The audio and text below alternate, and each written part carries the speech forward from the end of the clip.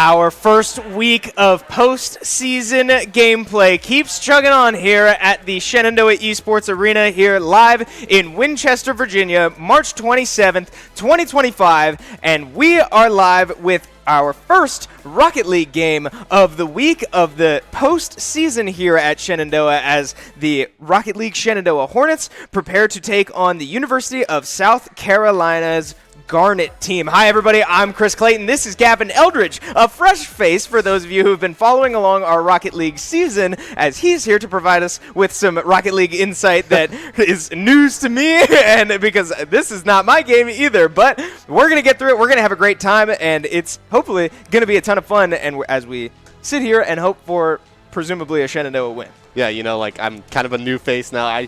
I've been the Tekken caster, which is not very normal for me. You know, like, don't know that game too much. I know a little bit about this game, but all games kind of translate to each other. Like, it's pretty easy to talk over any of them, I feel like. So that's fair. And you and I are sports guys, too, so we can talk Rocket League as much as possible. But we can take a quick look. This has been an exciting week here at Shenandoah. Why? Well, it's postseason. So we had Street Fighter on Monday, Tekken on Wednesday. Those are CFGC. Those are still just regular season. But on Tuesday, you saw our Varsity Super Smash Brothers team take a 2-0 commanding victory over Concord. So that brings us to today, Thursday, March 27th, and Varsity Rocket League taking on USC Garnett in NECC playoffs, their Eastern playoff bracket.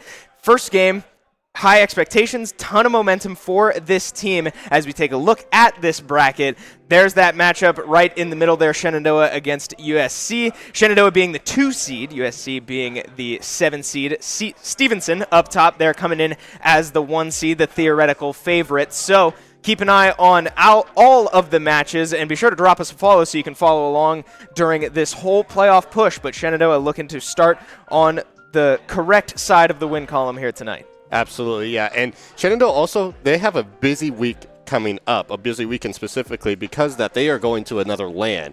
And that will be very, very exciting for them. They actually leave tomorrow for it. That is a 32-team LAN in location being Virginia Wesleyan, I believe. That's the school, yes. So, yeah, they've competed in that the last 3 years, or the last 2 years. They're going to have a ton of fun there. But first things first, they got to get past USC Garnett. Absolutely, yeah. Priorities are right in front of us. But certainly a busy week and a lot going on here. And I mean, we can take a look as well. We've got some statistics coming into tonight, and it's pretty favoring Shenandoah so far. And as we said, this team has all the momentum in the world coming into tonight. 6-1 in NECC, 20-9 in game records, including a very strong finish to the season with an in-person match against West Virginia Wesleyan and a couple other just very strong looks. And USC Garnett coming in at 4-3, just above the 500 mark, looking to find a big win here tonight against Shenandoah. Yeah, and something that you can see from these stats is like the game record specifically.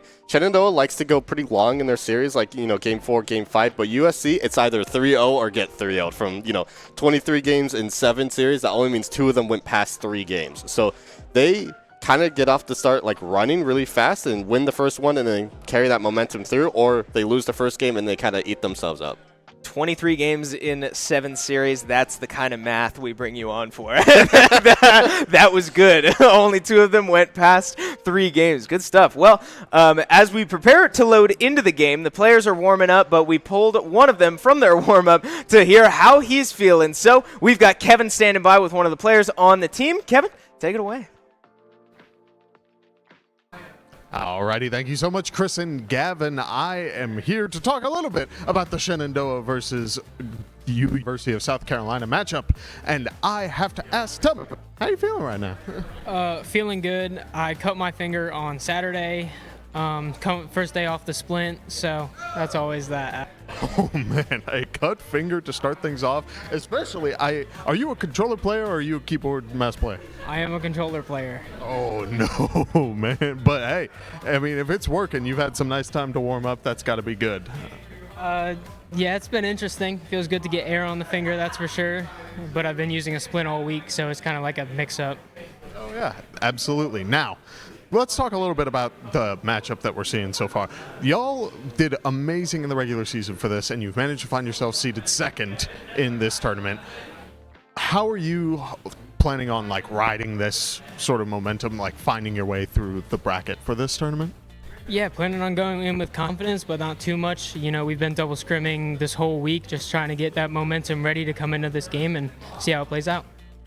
Cool. Now, we have gotten word that this is going to be the University of South Carolina's B team. Are you at all familiar with their players, or is this going to be a little bit of a mix-up, potentially seeing some stuff that you haven't seen before? This is definitely new to me. I haven't seen them before personally. I'm sure the other boys have, but it's new to me. I know that their A team was on boost and got 4th, I believe. So definitely going to come in not hesitant, but definitely aware of what they might be capable of. Great stuff here. I won't keep you from getting warmed up. We will hand it back over to Chris and Gavin. So, guys, take it away. Cinematic shot of Mango walking away right as we cut back to the casters. Thank you very much, Kevin and Terry. Good stuff from Pagani there, getting warmed up and sounding pretty confident coming into this bracket, but some serious adversity there. We had a controller break last week, and now this surprises out of this team, but all stuff they're going to have to find a way around. Yeah, these acts of nature, you just have to figure out a way to overcome them.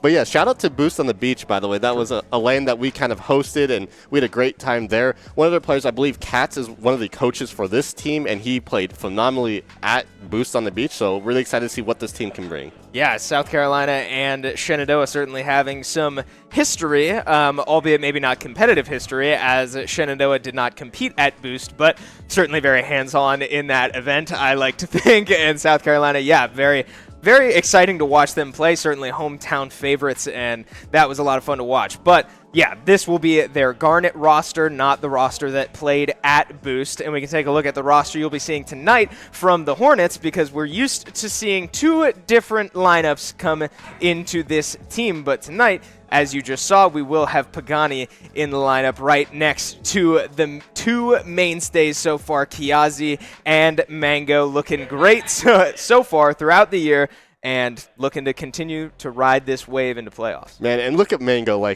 this guy is the epitome of someone that you want to play with, maybe play for if he's the captain or coach or whatever it is. He just brings the energy, and he kind of stabilizes the entire team. When he's feeling himself, when he's feeling really confident, it kind of goes through everyone else in the team like veins.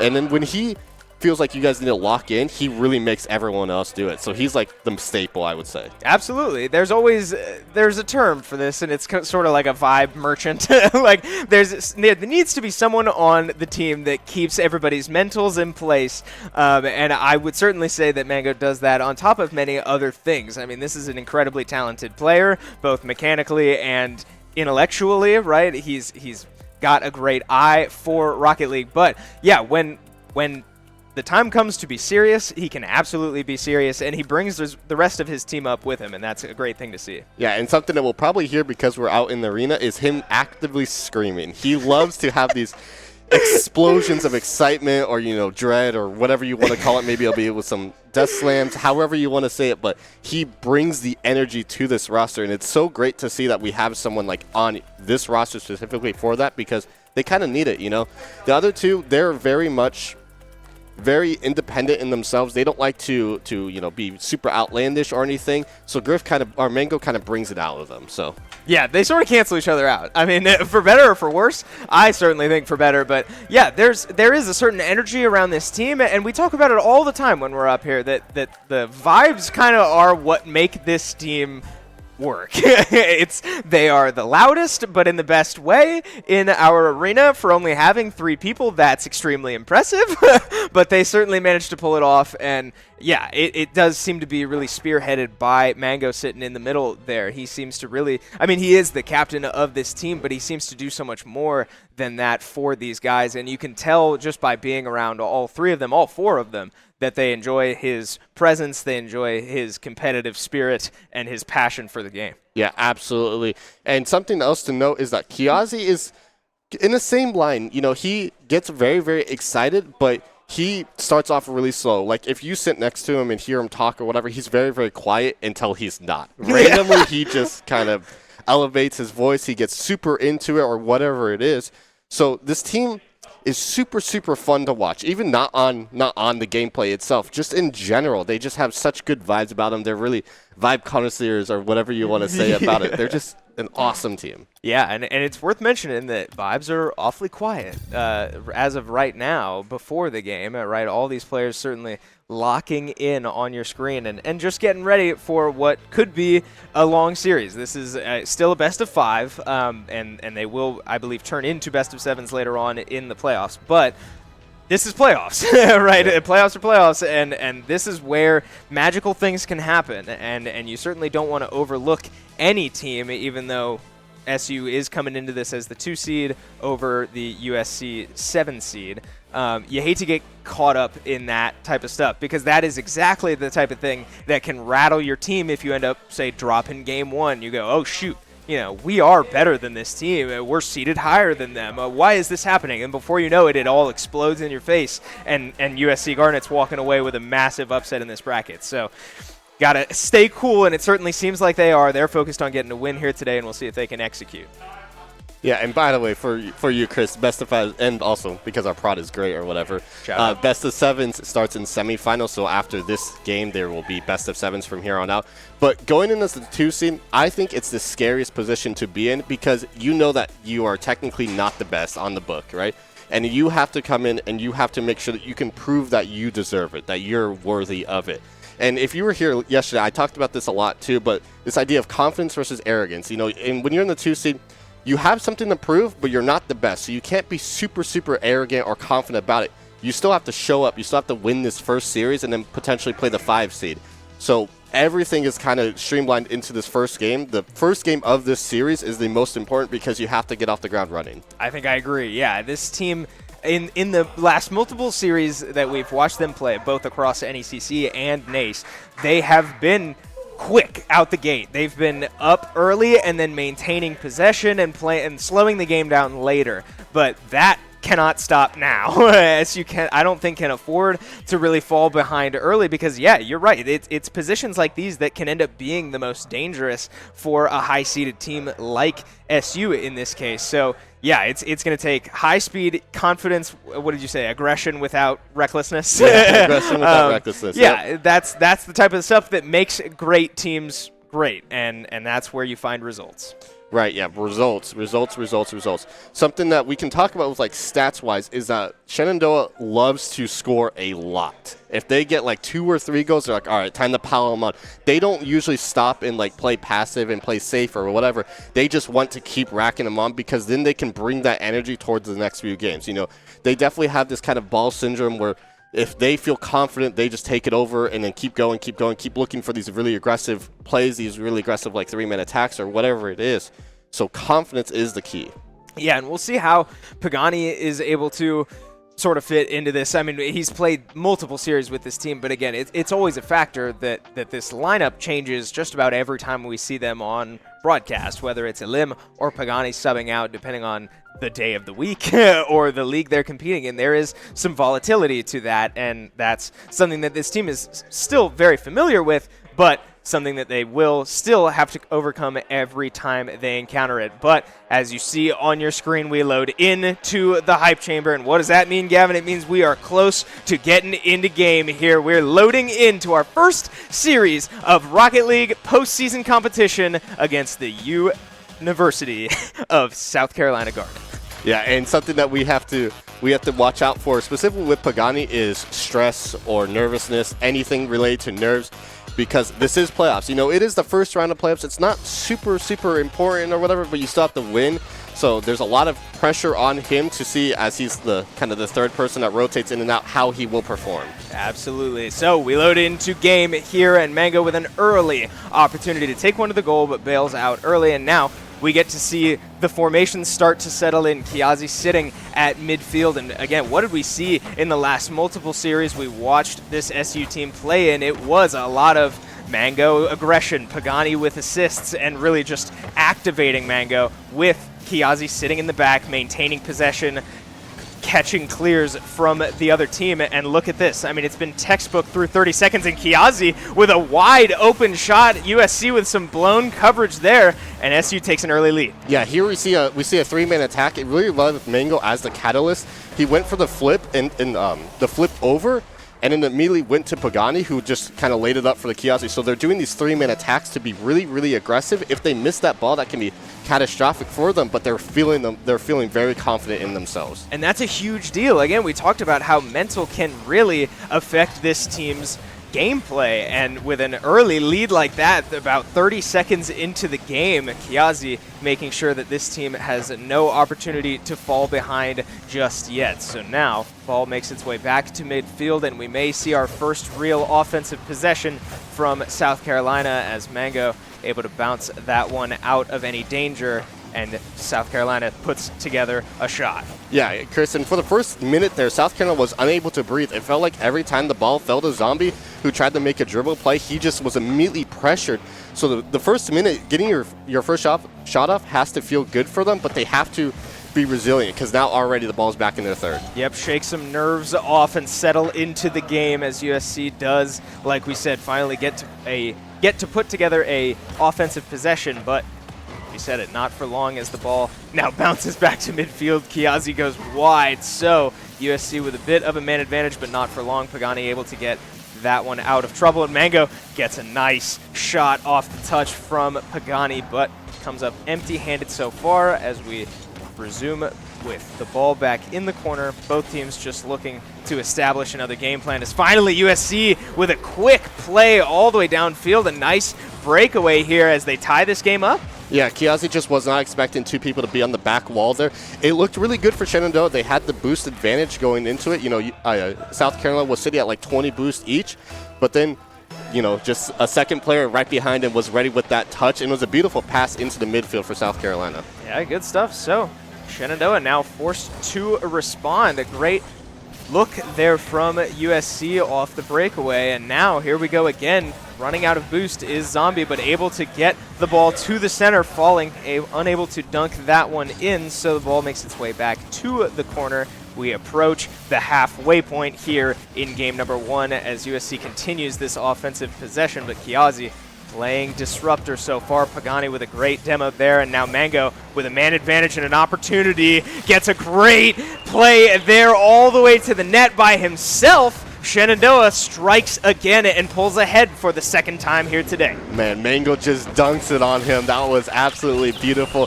He kind of won the 50, but also positioned his card down, so it just bounced off the ground. South Carolina was not expecting it.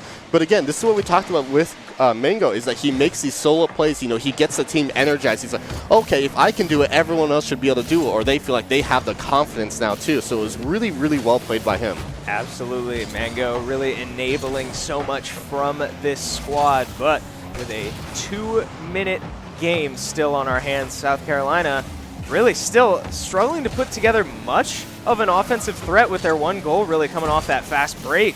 So SU still sort of maintaining possession, but now we finally see South Carolina with a bit of an extended effort here.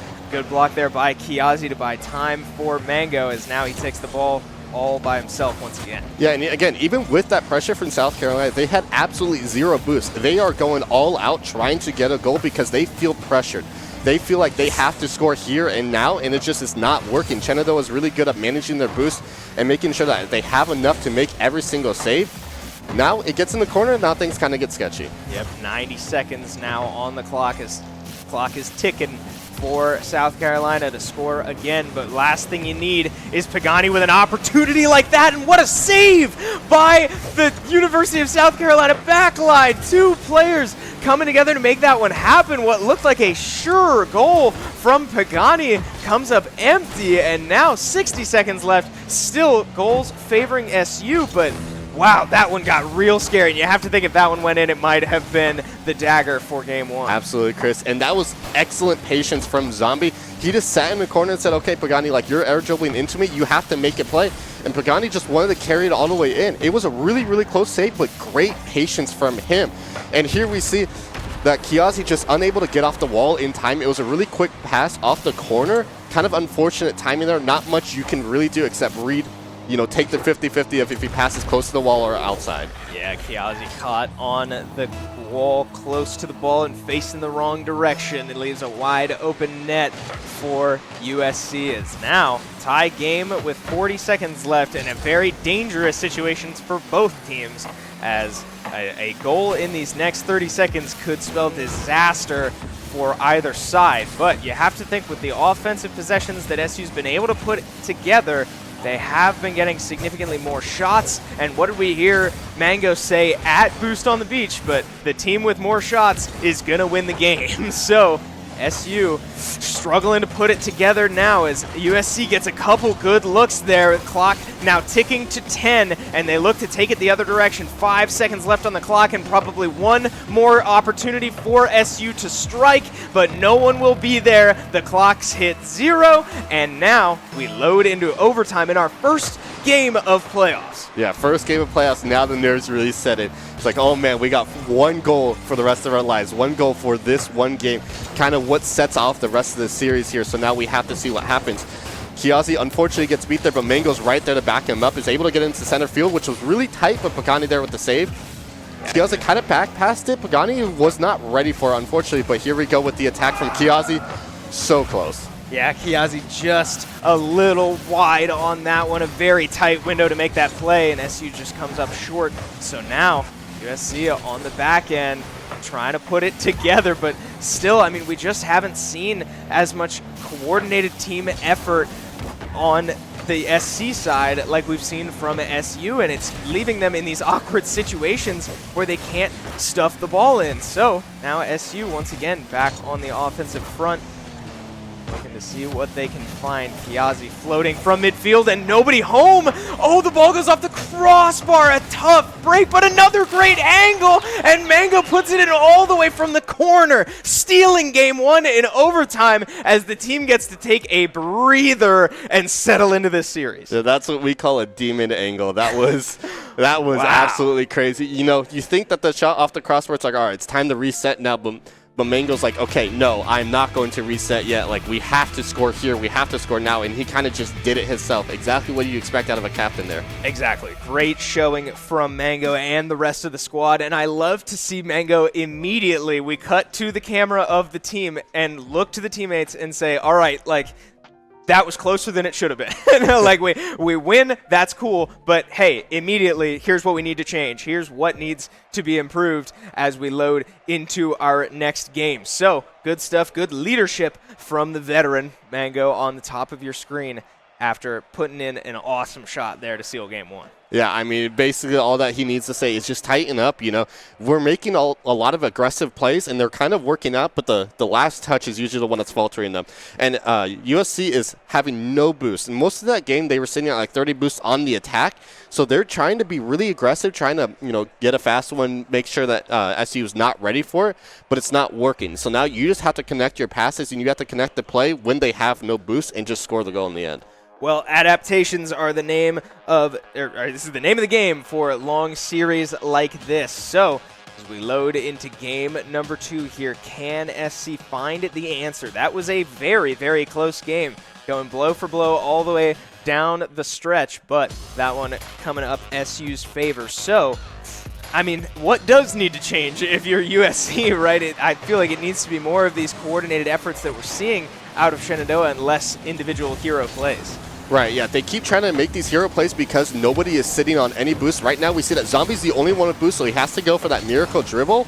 Unfortunately, it was not able to land, but again, look at the side of your screen. All of them are sitting at 0. They just have nothing to do with it. They have to play as a team. They have to make sure that they're all coordinated on these attacks, and it's just not happening right now. As we see Kiazi go up for it, maybe he can get a flick off. No, the ball bounces too high. Yep, tough break for Kiazi, but not a big deal as the ball finds its way all the way in the wide open arms of Mango. Great team play. What did we say? Another great lob from Pagani off the backboard, too. Doesn't get much better than that, and that's exactly what you need to be afraid of when playing this Shenandoah squad. Those two players in particular really enable each other. Right, yeah, that was a beautiful pass by Pagani. It looked like it was going high, maybe bounce off the middle of the backboard, but it just bounced right off the bottom, and Mango was able to dunk it in. Really, really good timing there from him. But now we see that USC is kind of making a play, but Fallen has no boost.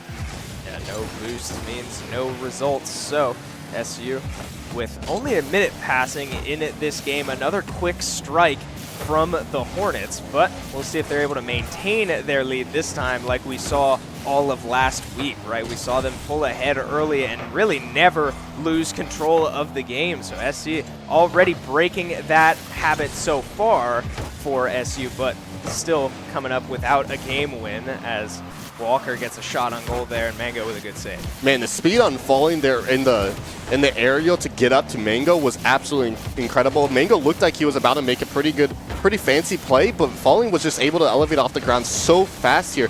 But unfortunately there he misses, and Mango has a shot opportunity, but it does get blocked. Yeah, blocked shot and a wide open window. Mango just a smidge too late, as I'm sure nobody was really expecting that window to be there, but SU now taking the ball all the way around their net, and again, just controlling the pace of the game so far as we boom the ball all the way up to the backboard. Mango not there to catch it this time around. Kiazi does get a shot, but Zombie's quick to defend. So, ball again dangerously crossing from one side to the other. Mango with another great save across the field. Always home, always ready for that long ball, and now Pagani takes it to the corner. Kiazi's going to get a look, but well defended by Zombies. So, more offensive pressure, non-stop, relentless pressure from Shenandoah so far. Yeah, we're seeing two very differing play styles here from these two teams. Shenandoah is going for much more aggressive 2- or 3-man plays, so they have to make these really stylish and really close saves like the one that we saw from Mango inside the net. They have to keep making those saves because the ball is coming so fast and they're on the reset, so they have to get boost and then get back. While South Carolina is going for these very slow plays. They're trying to regain possession on the corner of the wall here we see with Falling, and then make a 3-man play, but it's just not able to connect because the aggression from Mango and Pagani is too much for them to overcome. Yeah, every time it feels like University of South Carolina has an opportunity to take the ball down the field, it is quickly stolen from them at about midfield, and again, that's been the strategy for this Shenandoah squad for a while now. They rarely let the ball cross midfield in the wrong direction for them, as Walker gets a look there, but Pagani able to get out of that situation, but not for long. Falling with a good shot, goes a little high, and nobody there to get another look. So SU on their heels right now, but still with a 1-goal lead and now 90 seconds left in the game. An advantage that they'll have to hold on to, but now Kiazi gets a look and catches the top of the net. 2-goal lead, the first multiple score lead for either team so far this series, and it's with 90 seconds left in game 2.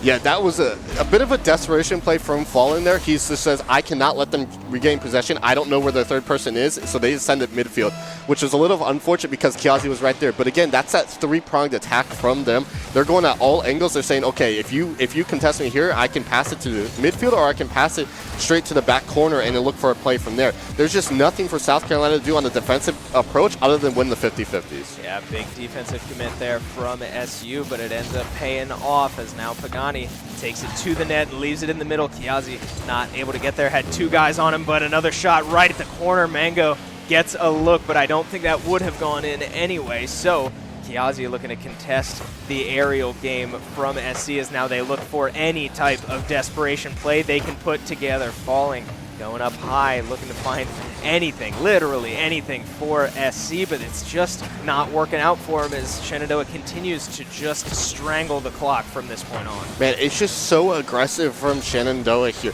It seems like every single time one of them touches the ball, the other two are right there as well. As we see the ball get in the middle of the net, but Zombie is able to dribble it out, maybe get a fake into a play. Fallen is unable to touch. Otherwise, that probably was a goal there if he was able to get the touch off on the top.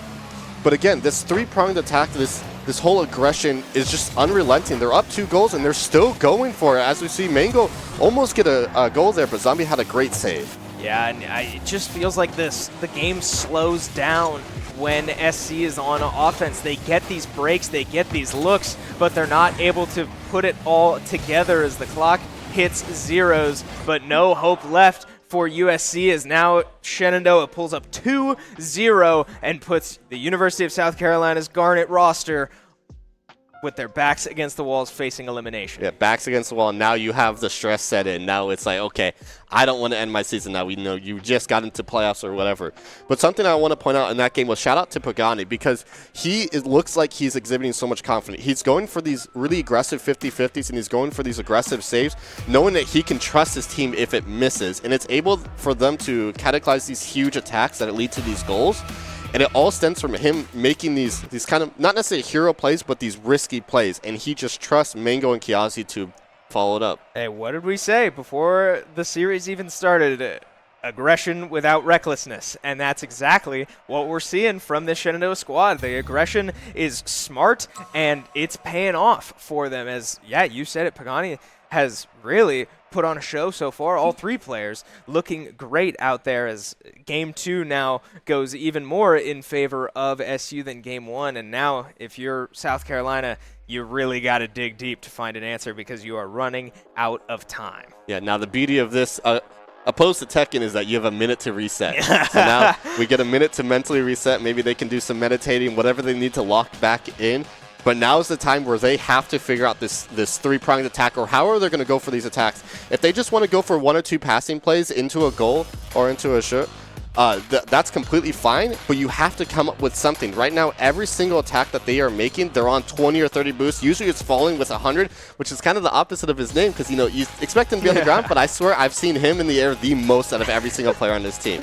So you just have to kind of figure it out. You have to come up with a way to have these successes, have some shots on goal because there's not a lot of them coming out yet. Right. I was sort of starting to say it at the end of Game 2 there. It feels like every time the University of South Carolina gets these looks on the goal, they run out of boost. They're falling just short, literally right in front of the goal, and then all momentum is killed, all speed, all threat evaporates, and SU is able to get there every time. So yeah, I think some serious changes are going to have to come in here, as I've been told we're having some technical difficulties, but it shouldn't be too long, so that is why you are seeing an extended break, but we will be getting into Game 3 here just about any second. Yeah, and if you're curious about what exactly I'm talking about with this boost management, is that every single time when USC ends an offensive attack, when there is a save from Shenandoah or whatever, you can look in the top right and look at boost, and I guarantee you every single time it's at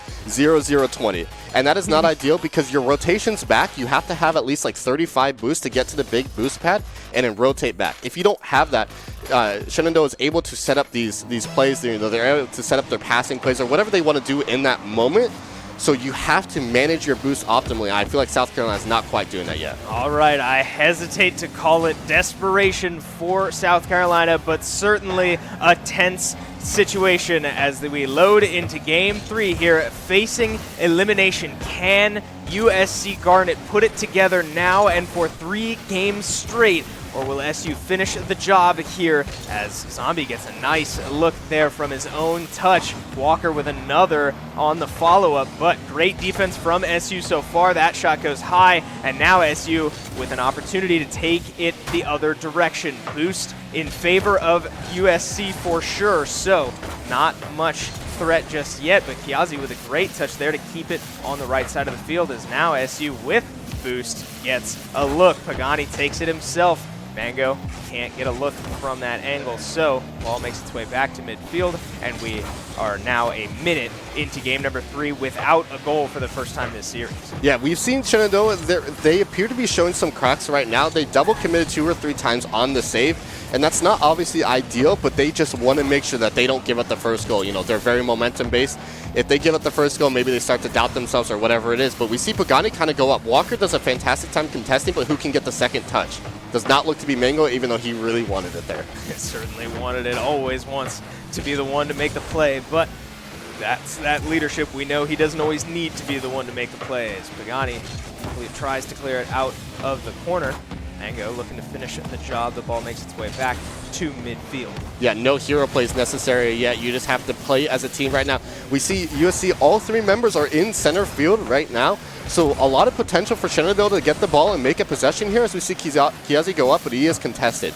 Pagani's going to back pass it to Mango and try and lead it forward, but it comes out with a really scary clink of a shot on the crossbar. Kind of unfortunate for USC, but Shenandoah gets a lucky break. It's the worst noise in Rocket League, that crossbar clink. the stuff of nightmares for every Rocket League player, I'm sure, as USC comes up just short in what felt like a great opportunity to pull ahead for the first time this series. We have yet to see USC pull ahead at any point. They've kept the pressure on for sure, but again, another crossbar. Tink may get another one. The ball dancing in front of the goal, and Mango finally able to finish the job. Man, that was beautifully played by Kiazi there, especially. He really was trying to carry the ball into Pagani, but it just unfortunately kind of dribbled out at the last moment. But Mango, obviously, as being the captain, was in the perfect spot for it. That was a really aggressive attack from them. They were committing all 3 members into the goal. If they missed that, there's absolutely no response, but they're feeling very confident in themselves. They knew that they could get that goal as close as it looked. Yep, and they have reason for this confidence. 2 minutes away from winning their first playoff series this year. So good looks from the Hornets, but job's not finished. They do still need to close this game out as Mango takes it on the ceiling and has a look, puts it right on the head, and South Carolina falls down 2. Mango making sure that they have no room to work with. Man, it looked like, and I feel like South Carolina also thought that maybe that was a potential flip reset, but Mango just came out with all of the speed there and just completely dunked it on them. Absolutely no potential to respond there because of the angle that it went at. They were clearly expecting some sort of flip reset play instead. But Mango really feeling confident now. We saw on the cameras. Now he's like, okay, we can take this over. Time to lay it on them. Yep, this is where that energy matters. This is where the team that thrives off energy gets to showcase what that means. Up 2-0, 90 seconds left in the game, and SU only needs to choke this one out, but with looks like that, USC strikes back for the first time since game 1, getting on the board when they need it most. Yeah, Mango looked to be a little scared there because Zombie was on the top of the roof waiting for, a potential pass. He did not want the ball to get spiked immediately down into a shot, so instead he let it drop, but unfortunately just got away from him, and South Carolina was able to make kind of a really quick shot there that Shenandoah wasn't expecting. So now just have to add one more, and then it's a tie game for them. Yeah, speaks to the quality of these teams. Very good heads-up play from South Carolina and able to capitalize and find pay dirt, again, for the first time since Game 1. I mean, it feels like forever since we've seen South Carolina get that goal, but again, when they need it most, they were able to find it. So with 60 seconds left now, certainly need it now more than ever. Zombie hits it into the corner, but cannot find much more as USC does get another look. Falling, able to take it from the corner all the way into the net. Nobody home for SU, and now we do have a tie game on our hands. Yeah, just an unfortunate shot or unfortunate touch from Kiyoshi. He didn't expect someone to be right behind the USC player there, so he kind of hit it straight down, and right there was a shot waiting. But as we talked about boosts, now Shenandoah's kind of on the back foot there. They were on defense the entire time, seeing like 20 to 40 boosts, not nearly enough to make any sort of contestant or any sort of play.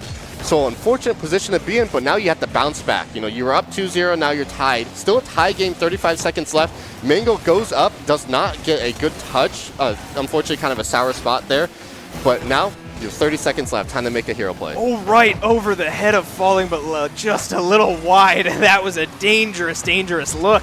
But 20 seconds left now in the game. Historically, we've seen Shenandoah be able to score in these types of situations, but the only time we've seen SU in this situation today, the game went to overtime. It ended up being a very, very tight matchup, and now as we clock ticks below 5 seconds, Falling gets one more look, and Walker looks to put it in. The ball hits the ground, and we take a sigh of relief as the clock stays at 0 and we load back into overtime. Man, Shenandoah got so lucky there. We had a bit of an unfortunate touch from Mango, but here we see Walker not able to get it. Mango able to redeem himself. But that touch was just right into the middle of the field and no one was able to there. But Mango just kind of carries it forward and just says, I'm going to put the team on my back. I'm just going to do it myself, end this game here and now. How about it? A big offensive commit from USC means Mango takes it the length of the field and puts it in himself. Team play was the name of the game in Game 1 and arguably Game 2,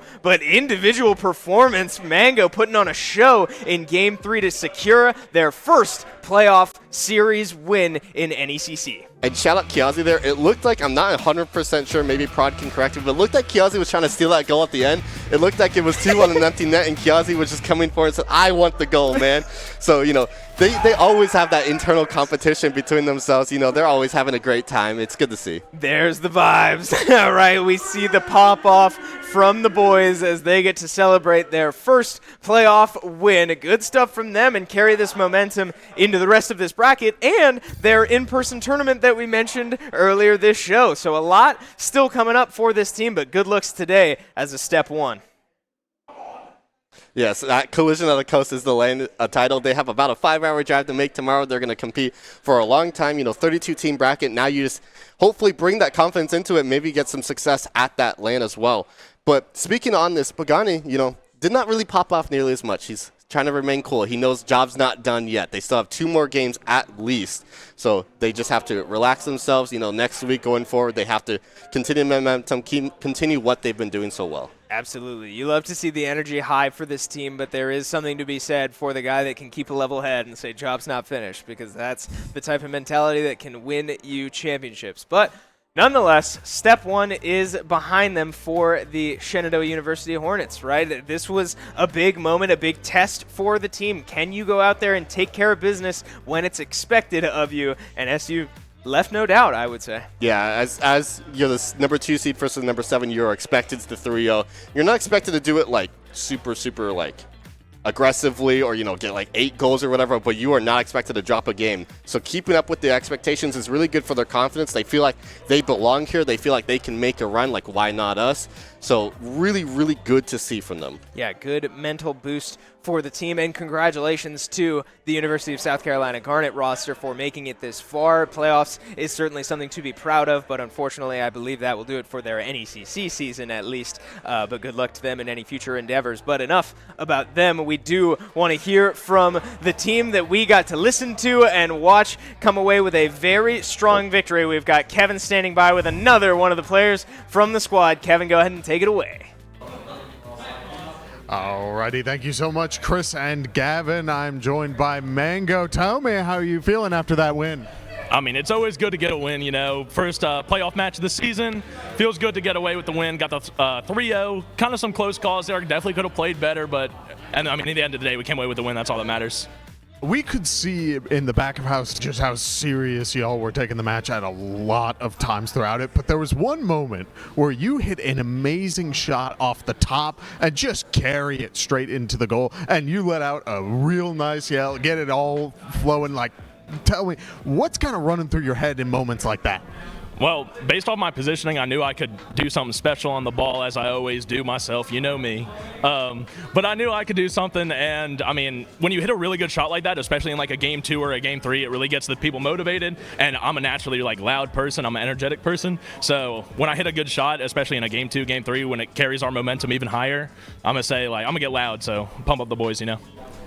Great stuff. I also have to ask, you are still in the playoffs now. Are you still feeling good going through the rest of the bracket? You are seeded second, so you do have a pretty nice route through it, but are there any other opponents that you're either looking forward to or maybe a little bit worried about going forward? I think our next matchup, I'm not sure who we play. We're either going to play Waynesburg again or a team from the East A Division.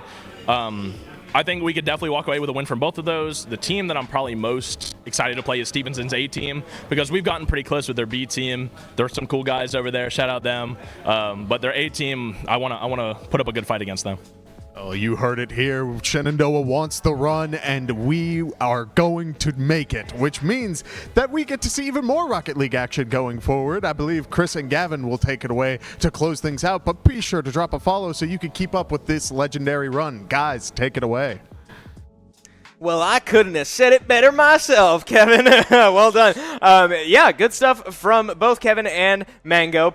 Certainly sounds confident, and it's exciting to hear that going into future series, as we received word that they will face off against Embry-Riddle in their next matchup. So good luck to them, but yeah, heck of a lot of momentum for this team right now. Yeah, a heck of a lot of momentum indeed. Now, again, don't get too confident. Don't get too arrogant. Job's not finished yet. Continue the double scrims. Continue doing everything that you are doing up until this point, because you have at least one more game before you can meet up to Stevenson's A, and that will be an electric game if we can get that far, Chris. Absolutely. So with that, hopefully down the line for the team, still task at hand. It could not be more important, but with this task behind us, that will do it for us here at the Shenandoah University Esports Arena here. Thank you so much for watching. Like Kevin said, be sure to drop us a follow on whatever platform you're watching on right now so you don't miss out on any of our esports action going forward. We will not have a matchup tomorrow, as you saw on the schedule, but keep an eye out next week as our teams continue to advance, hopefully further and further into their playoff brackets. I'm Chris Clayton. This is Gavin Eldridge. Be a friend, tell a friend something nice. It might just change their life, and we will see you next time. Shenandoah University is a big little university rising. With 22 Division III sports teams, over 200 areas of study, over 300 annual performances, an elite academic esports program, nationally ranked health professions programs, one of the biggest university presences on Broadway, immersive AR and VR learning programs, cybersecurity and computer science programs, and innovative undergrad and graduate programs. all at a place that cares for you. Shenandoah University is the big little university rising. Find out more at su.edu/rising. We have the Esports Arena right here on campus in Winchester, Virginia, and this facility acts as the hub for all esports activity at Shenandoah University. Students are able to use this space not just for competition and practices, but also as a living learning community and a sandbox for them to come and explore and practice and try out things related to and through esports in the gaming industry, so that they're getting that hands-on learning and the skills necessary to help them find a career by the time they graduate. We also have the professional level broadcast production booth, where we do all of our broadcasting and production, from casting of our games that we play right here on campus to working with outside entities to record footage for them as well. In addition to the space that we have here in the Esports Arena is the Esports War Room. Our students get to use that space for studying, but also outside projects. So our students get to use this space for professional development and the academic side of our esports program, which is such a critical component to go with that competitive element that we have. So we combine all of our facilities at Shenandoah University with competition, community, and career preparation. We have over 250 days of programming, and there's something for everybody, and we want you to be part of it. Victory over Concord. So that brings us to today, Thursday, March 27th, and Varsity Rocket League taking on USC. Garnett, high expectations, ton of momentum for this team as we take a look at this bracket. There's that matchup right in the middle there, Shenandoah against USC. A-team was on boost and got fourth, I believe. So definitely going to come in not hesitant, but definitely aware of what they might be capable of. And what does that mean, Gavin? It means we are close to getting into game here. We're loading into our first series of Rocket League postseason competition against the University of South Carolina Garnett. Back, maintaining possession, catching clears from the other team, and look at this. I mean, it's been textbook through 30 seconds, and Kiazi with a wide open shot. With the ball back in the corner, both teams just looking to establish another game plan. As finally USC with a quick play all the way down, playing disruptor so far. Pagani with a great demo there, and now Mango with a man advantage and an opportunity gets a great play there all the way to the net by himself. Carolina to score again, but last thing you need is Pagani with an opportunity like that, and what a save by the University of South Carolina. Play. And Pagani just wanted to carry it all the way in. It was a really, really close save, but great patience from him. And here we see that Kiazi just unable to get off the wall. But the team with more shots is going to win the game. So SU struggling to put it together now as USC gets a couple good looks there. The clock's hit 0, and now we load into overtime and loading from midfield and nobody home. Oh, the ball goes off the crossbar. A tough break, but another great angle, and Mango puts it in all the way from the corner, stealing game 1 in overtime as the team gets to take a breather and settle into this series. We're here, we have to score now, and he kind of just did it himself. Exactly what you expect out of a captain. Adaptations are the name of, this is the name of the game for a long series like this. Yep, tough break for Kiazi, but not a big deal as the ball finds its way all the way in the wide open arms of Mango. 1 goal lead and now 90 seconds left in the game. An advantage that they'll have to hold on to. Now Kiazi gets a look and catches the top of the net. It's zeros, but no hope left for USC as now Shenandoah pulls up 2-0 and puts the University of South Carolina's Garnett roster with their backs against the walls facing elimination. Yeah, aggressive save, knowing that he can trust his team if it misses, and it's able for them. You really got to dig deep to find an answer because you are running out of time. Certainly a tense situation as we load into game 3 here. USC pull ahead at any point. They've kept the pressure on for sure, but again, another crossbar tink, making another one, the ball dancing in front of the goal, and Mango finally able to finish the job from the Hornets, but job's not finished. They do still need to close this game out as Mango takes it on the ceiling and has a look, puts it right on the head. What that means, up 2-0, 90 seconds left in the game, and SU only needs to choke this one out, but with looks like that, certainly need it now more than ever. Zombie hits it into the corner, but cannot find much more as USC does get another look. Low 5 seconds falling, gets one more look, and Walker looks to put it in. The ball hits the ground, and we take a sigh of relief. Mango, but here we see Walker not able to get it. Mango able to redeem himself, but that touch was just right into the middle of the field, and no one was able to. But Mango just kind of carries it forward. It's just an empty net, and Kiazi was just coming for us. I want the goal, man. So, you know, they always have that internal competition between themselves. You know, they're always having a great time. It's good to see. Their step 1 is behind them for the Shenandoah University Hornets, right? Alrighty, thank you so much, Chris and Gavin. I'm joined by Mango. Tell me, how are you feeling after that win?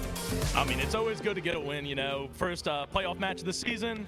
Feels good to get away with the win. Got the 3-0. Kind of some close calls there. Definitely could have played better, but, and I mean, at the end of the day, we came away with the win. That's all that matters. Well, based off my positioning, I knew I could do something special on the ball, as I always do myself. You know me. But I knew I could do something, and both of those, the team that I'm probably most excited to play is Stevenson's A team, because we've got... Tell a friend something nice. It might just change their life, and we will see you next time.